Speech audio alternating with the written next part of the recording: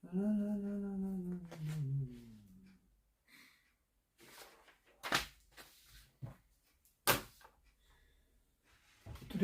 I want to talk with you about kindness. I know I can sometimes appear to people as cynical or cold or not interested, but kindness is something that I pay a lot of attention to, and there's a few reasons for that. And these reasons I want to share with you. This has to do with the nature of kindness, or better, maybe the nature of not being kind at all. When we talk about kindness, we very often we talk about being nice, about happiness, we talk about being above inspiration, we talk about the spark of kindness, and we talk about to encourage others. But what I want to do is not necessarily give you a positive story as a motivational speech, but I want to talk to you about the comparison between being kind and being not kind. Especially because not being kind is not as easy as it seems. It's a little bit like smiling. At the moment when you are smiling with your face uses less muscles than when you look angry. So it is very important for your face to stay relaxed and to look young, to look kind, to look friendly. But there is a lot more depth behind it. It's not just all superficiality and so on.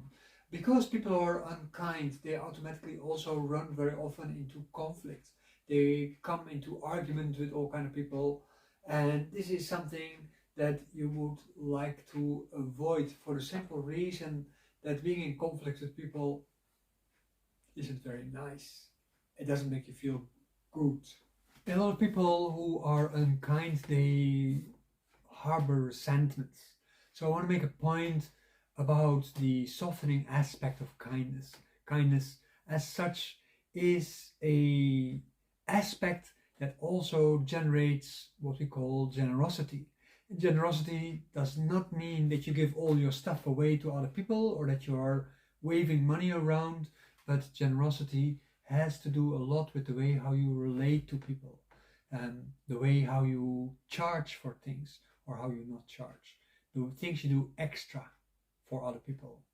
The idea of generosity is that it is relaxing. When you are generous and when you are kind, your body, your mind, everything starts relaxing.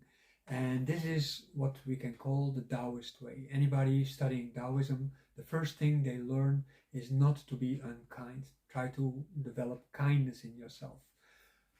To be quite frank, in the Tao Te Ching, it says, by words of Lao Tzu, that when you are not perfect yourself, there is also not much to complain towards other people about. So if you're unhappy about yourself, that doesn't mean that you have to behave unhappy to other people. There is no need for these kind of things. When you become unkind for whatever kind of reasons, and I'm sure that the reason why you might be unkind is valid to you and to anybody else who would think about it.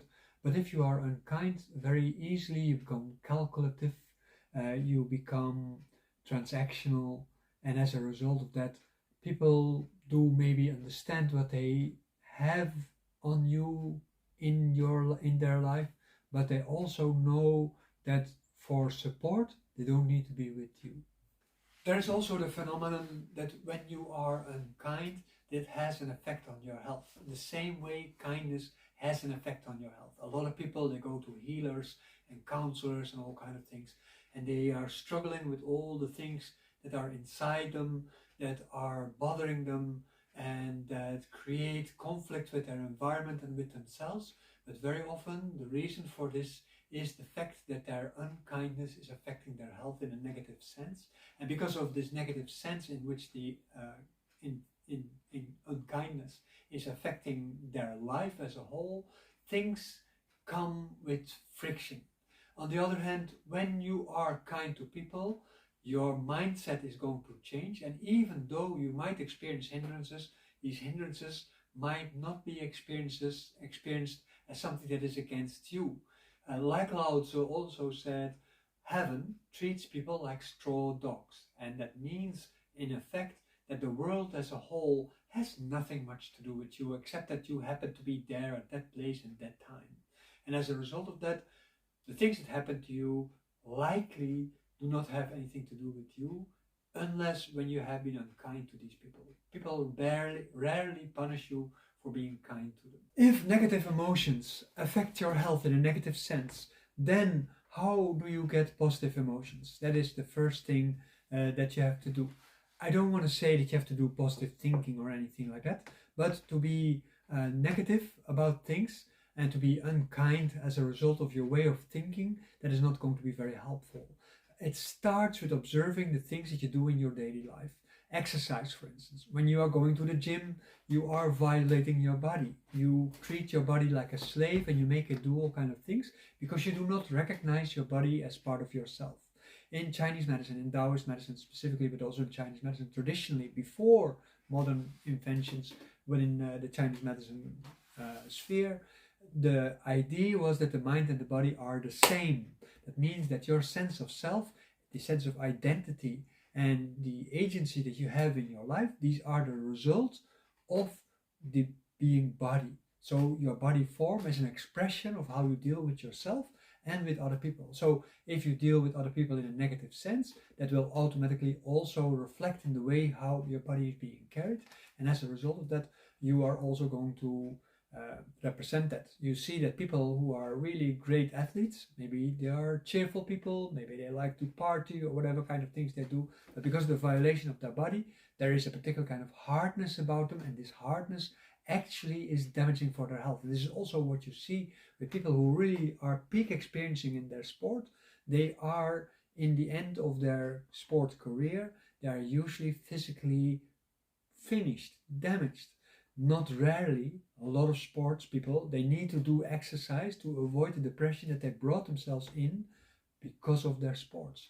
Because the sport is exhausting for the body, and the body, the mind, the feelings, they can't handle these kind of things. So they always feel they are behind on where they should be in life.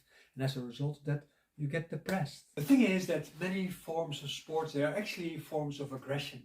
And you are aggressive towards yourself as you are through the competitive manner of the games. You are aggressive to other people. And it is not just with football, or when you're in the gym, you're sporting with yourself, or when you are playing chess or soccer or checkers. It is also when you do, for instance, MMA, you're trying to do grunt fighting for whatever kind of reason you want to do that.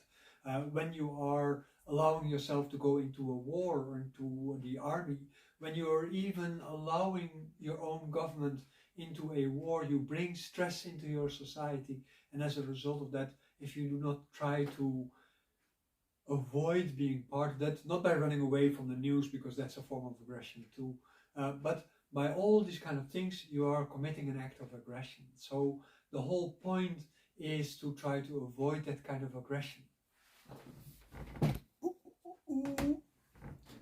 When I was young, there was this magazine in the Netherlands that I was a member of, and this was called the Anarchist Socialist magazine or something like this, AS. Ashes, basically translated in English. And there were a lot of interesting articles by a lot of, in the Netherlands, but also internationally famous writers who were describing particular kind of political viewpoints.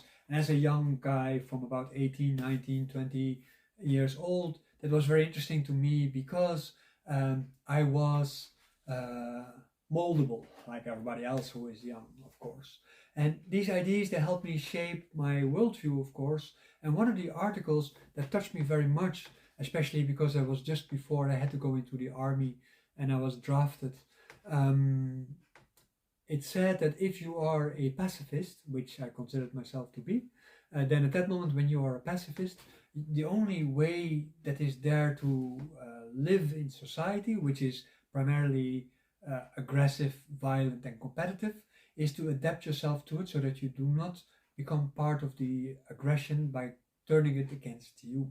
And that really touched me. But when I went for the draft meetings in the army, I decided to go against things. And when they asked me things like, what would you like to be in the army? I said like, well, maybe a general, because I don't know if that is well paid or anything like that. But maybe I just want to go to the front and you have to give me a gun and I can start shooting at people, and I want to take it maybe home with me so that I can start shooting at people there too. Because that is the logical consequence of accepting a gun, is that you want to do something with it because it's inviting and it is a sense of power that you have.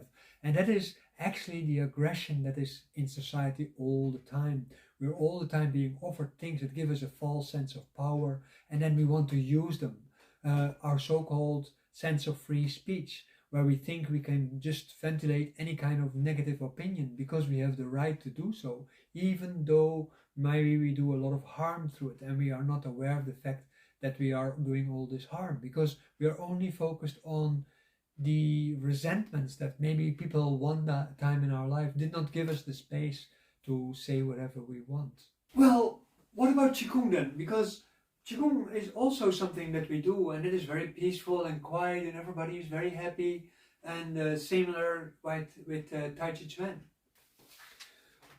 When people do Qigong in modern society, you see very often that people do things which were invented in the 19th century in the Americas under the influence of capitalism and what later became neoliberalism, namely things like affirmations and things like positive thinking, which in itself are seemingly very harmless, but they force you to start believing in a thing that isn't really there. And you see that our modern spiritual and alternative medicine circles, they are revolving around these two different kind of ideas. And as a result of that, people create very often through their exercises a false sense of reality and a false sense of happy feelings within them and around them, and feelings of achievement, as if by following particular kind of principles, all kind of things come to them. So that if something comes to them, they feel that they are justified because they did that themselves, and they get a sort of self-gratification. This is in fact a form of aggression towards yourself, because you're blocking out the parts where you don't get what you want. And this is what you very often see. You see people starting a business in alternative medicine or in healing or coaching or something like this, and because of their marketing programs very successful, they feel that is a power of themselves. Well, in fact, it is their marketing or their marketing like story, because marketing is based on positive thinking and on the idea that people are doing affirmations within their heart because they would like to be recognized for all kinds of things. They feel resentment toward the world, and as a result that they're looking for straws that they can hold on to so that they can draw themselves upward in society or in the life that they are actually leading. And that is just not good. The reality of Qigong is that it is actually about how to improve the quality of your body. It is not that different from what people do in the gym, except that you try to do this in a non-violent way, and as a result of that you develop what is called the Jing. The Jing is the way how you make your body coherent, and that means that the activity of the Jing, what is called the Yang Jing in the Dao Zhang, and then at that moment you are busy holding your body up in the right position, not by lifting your chest, but by relaxing your chest. Because of lifting up the back, you are not trying to lift yourself up on a rope like what people very often say, because then you take away some of the control over your mind and over your body, because you imagine yourself to hang on a rope which is not there. So you create an illusion to create, well, what do you create? No, you lift up your neck and you lift up your chest and you lift up your lower back so that the top of the head is like a vase and it is open. The body is like a calabash, like a hulu in Chinese, which is then the shape of 3 balls, which are the 3 different kind of dantian areas, which is then carrying and being receptive to the will of heaven, just like the earth is. So you try to be like the earth, and the earth is very passive. It doesn't really do something. It is because of circumstances that it starts shaking, and as a result that destroys houses. It is not what it's doing by itself, but what is being done to it, because of the rotations around the sun, or because of the way how the moon works on it, or because of the way how the water sloshes on the earth. I don't know enough about that. But it is the same as when I was drafted for the army. Of course, people were a bit shocked about my questions. But at the moment when I wrote my letter to the army, like I didn't want to be drafted after all. They very quickly, because of my answers, they gave me a reply, and they said, like, look, if you would have gone into the army, if we would have drafted you on the basis of your answers, we would have actually sent you to a psychological testing, because we don't want maniacs in the army. That is actually the reality, of course. Nobody wants maniacs anywhere. And anytime when we are losing ourselves in our resentments, in fact, we become maniacs. I was angry at that time because people drafted me, and if I would go into the army as a draftee, I couldn't do the studies that I wanted to do. And in fact, because of refusing to be drafted, I also couldn't do that. So that draftee situation prohibited me to do the things that I wanted to do, and that is also one of the reasons why I'm here. Now I'm very happy for it, but at that time I was really pissed. Going back to the Qigong part though, when you are exercising and you're opening up your body, all your internal organs, they get the space that they need to do. There's nothing that you have to do for that per se. There are exercises for that to get more fine-tuned, but in general, when you are carrying your body in the proper way and you do not try to pay attention to all the distracting feelings in your body, you start noticing that your body becomes less aggressive. It is a form of non-formal, non-verbal therapy through which eventually you start noticing that your body starts liking itself. You start feeling liked by your body and by yourself. You start noticing your mind and your body, they are of one mind, and as a result of that you start becoming more friendly and more kind and more generous towards your environment. If you would only create all kind of projections, you do not really change as a result of the exercises, and as a result of that you would still be unkind because you feel mistreated by a lot of different kind of things, including yourself. At the moment when you go into coaching or you go in psychotherapy, exactly the same. Although psychotherapy and coaching and so on can be very helpful in some ways, it is not exactly the way how you overcome your resentments and your anger and your bitterness and your pains. Because if the body doesn't change, your mind doesn't change. You might think that your mind is actually separate from your body and that your mind can do and feel whatever it wants, but everything it wants and everything it feels is because of the broken relationship between the mind and the body. You may say, but what about meditation? Meditation also is calming for your mind and it is unstressing. And to a degree, yes, that is true. But what happens during meditation is that because of the meditation, you are calming, and there is a pathway where you have to choose at a certain points between balancing your emotions and harmonizing your emotions. At the moment when you balance your emotions, one emotion is balanced against the other one, and as a result of that, you get like a peculiar kind of sensation that you can shoot anytime in any kind of emotions. And that's a little bit of a bipolarity, isn't it? So what you want to do, you want to harmonize your feelings so that your feelings and the different aspects of your mind, they feel comfortable with each other and they feel this is like right. And at the moment when everything is like right for your mind and for your body at the same time, and at that moment your feelings are harmonized. They don't become very large, they don't have large amplitudes, they are just there, and they are there to be recognized by you in time to prevent that you do actions which are actually unkind. So you can start seeing yourself in the light of how you can be unkind to yourself by being unkind to others. When you are beginning with meditation, then very often you see that if people start meditating longer time, their feelings during the meditation, they can go up and down, and you might go through a process of what is called the cleaning of your emotions or the purifications of your emotions, and you go through all kind of emotional states. You might cry, you might laugh, you might smile, you might worry, all kind of things can happen to you. But after the process of meditation, where you have been going through all your thoughts and feelings over time and the tensions of your body, which you have been trying to open through your exercises and through your meditation itself, but then at the moment when you are ready, your mind might still be raw from all the things you went through. And if you then live in a house with people who are at that moment showing unkindness to you, then at that moment you might get triggered and you might fall back immediately in your old behavior and actually aggravate that kind of old behavior, and as a result of that jump them from your anger and resentment and all your negative feelings that you have inside you, because you never really get rid of it through your emotions itself. In the meditation process, you have to learn through the calming of your emotions how you harmonize and how you also stabilize in this harmony, because in the beginning stage of that process, stabilization of harmony is going to take a lot of time. So it is very often on hindsight that you start noticing, like, hey, I have become much more nice, I have much less negative feelings. I didn't realize that. I thought I was still very cynical or very angry or very resentful or whatever kind of feelings that are presently inside you.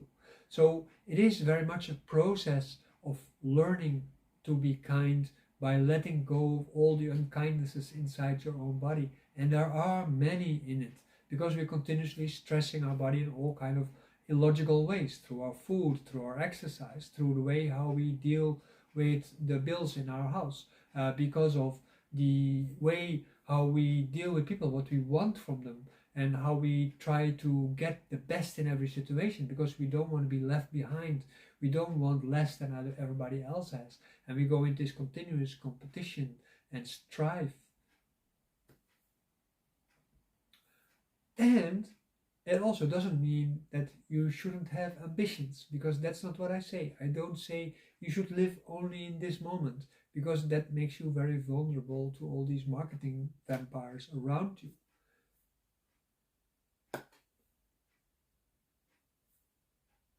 Kindness. Kindness is a difficult thing. When my teacher in the Wudang Mountains told me at a certain point, why didn't your teacher teach you kindness? And I didn't realize that a lot of the things that I did, which I thought were kindness, I never really thought about it. So maybe for you also, kindness maybe is something that you never really thought about it. Maybe you think of yourself that you are kind, that you are friendly, that you are generous to your environment. But check on a frequent basis. Is that really so? And do other people think the same? Do they see you as friendly, helpful, or do they feel you are trying to compensate for something? Or do you feel you try to compensate for something? Try to figure it out. Maybe it's a good idea to leave me a note on the bottom so that I can see what your thoughts are about this. Am I right or am I wrong? What is your experience with meditation or with exercise? Kindness is not as easy as you think. Thank you very much anyway for listening to this video, and I'm very glad that you have been paying this attention. I hope it contributes something to you. Show that through your liking. Maybe you're joining, maybe you want to come follow classes. I pay attention to the way how we exercise, because I know that the result of the exercise is going to be kind people, friendly people. I do not talk about kindness very often. So now talking about this actually is pretty rare.